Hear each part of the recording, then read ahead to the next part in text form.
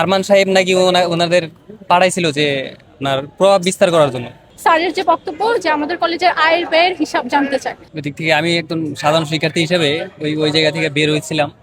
তো ওনারা দেখি যে হাতে হকি স্টিক সহ আরো ছুরি, তারপরে আর অন্য যেগুলা দেশীয় অস্ত্র শস্ত্র ওনাদের হাতে ছিল। আমি এক পর্যায়ে ওইখান থেকে আপনার ওইগুলা নিয়ন্ত্রণের জন্য আমি একটু আগালেই ওনারা 3-4 জন মিলে আমাকে অতর্কিত ভাবে হামলা করে। এই জন্য আমার বুকের এখানে একটু মানে ছিলে গেছে, হাতে এখানে ছিলে গেছে, যে এখানে ছিলে গেছে, গাড়ে এখানে ব্যথা। আমার বড় ভাই সহ আরো সাধারণ শিক্ষার্থী 10-12 জন ওনাদের আহত করা হয়েছে। কিছু 3-4 জন হয়তো এখনো হাসপাতালে আছে। ভাই যেটা বললো যে পপুলারে হয়তো এখনো ভর্তি আছে। আমরা প্রিন্সিপাল স্যারের রুমে এখানে হাঁটাচলা করতেছিলাম। তারপর আপনার দেখি যে জামাতের বহিরাগত যারা মানে স্থানীয় যারা জামাত নেতা, তারা দেখলাম যে স্যারের সাথে প্রচণ্ড বাকবিতণ্ডা করতেছে। স্যারের সাথে অসৌজন্যমূলক আচরণ করছে তারা। স্যারের রুম ভাঙচুর করছে তারা। মানে মিনিমাম 30 জন আপনার আহত হয়েছে। এর ভিতরে আপনার 10 থেকে 15 জন মানে প্রাথমিক চিকিৎসা দিয়ে আপনার মানে বাসায় এসে পড়ছে। আর আপনার 3-4 জন এখনো মানে হসপিটালে অ্যাডমিট। কারণটা ওনার জামাতের নেতারা প্রভাব বিস্তার করতে চাইছিল ক্যাম্পাসে। আরমান সাহেব নাকি ওনাদের পাঠাইছিল যে ওনার প্রভাব বিস্তার করার জন্য। প্রভাব বিস্তার করার জন্য হয়তো বা তাদের সাথে মত মিলে নাই। প্রথম পর্যায়ে যখন থানায় যায় তখন আমাদের মামলাটা নিতে চাচ্ছিল না। পরবর্তীতে আমরা কয়েকজন আহত, তারপরে ওনারা সবাই মিলে প্রিন্সিপাল বিভিন্নভাবে করার পরে তারপরে মামলাটা আপাতত নিছে।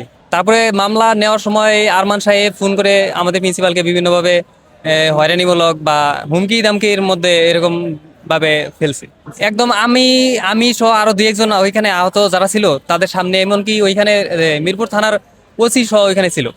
সে নিজে একজন সাক্ষী। আমরা স্যারের মুখ থেকে যা শুনেছি যে ওনারাই কয়েকজন লোক 10-12 জনের মতন আমাদের প্রিন্সিপাল রুমের কক্ষে যায়। তখন সেখানে একটা ম্যাডাম থাকে এবং প্রিন্সিপাল স্যার থাকে এবং তারা এসে আমাদের কলেজের স্যারের যে বক্তব্য যে আমাদের কলেজের আয়ের ব্যয়ের হিসাব জানতে চায়।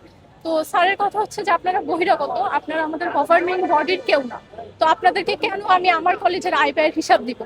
এবং এর এক পর্যায়ে ওনারা বলে যে আপনারা যেহেতু 15 আসনের একটা শিক্ষা প্রতিষ্ঠান, আপনাদের এইখানে হচ্ছে গিয়ে আমাদের এমপি পাঠাইছে, উনি এমপির কি যেন একটা পরিচয় দেন ব্যারিস্টার আরমানের, উনি আমার মনে নাই, উনি কিছু একটা বলে যে উনি হচ্ছে ওনার লোক। তো স্যাররা বলে যে আপনারা যারাই হন না কেন, এইটা আমাদের কলেজের মানে এটা তো বহিরাগতদের কাছে আমি বলবো না, এটা আমাদের কলেজের ইন্টারনাল বিষয়। এর এক পর্যায়ে তাদের মধ্যে এই বিষয়ে তর্কাতর্কি হয় এবং এক পর্যায়ে তারা স্যারের সাথে খুবই অশালীন আচরণ করে।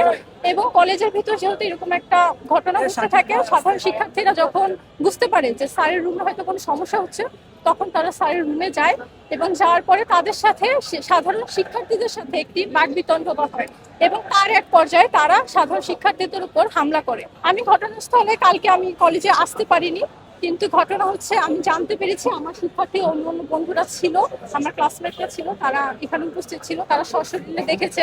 এবং পরবর্তীতে যখন শিক্ষার্থীরা এটার প্রতিবাদ জানায়, তখন তারা বাহির থেকে আরো লোকবল নিয়ে আসে এবং সাধারণ শিক্ষার্থীদের মারধর করে এবং এই পর্যায়ে অনেক শিক্ষার্থী আহত হয় এবং অনেকে হাসপাতালেও ভর্তি।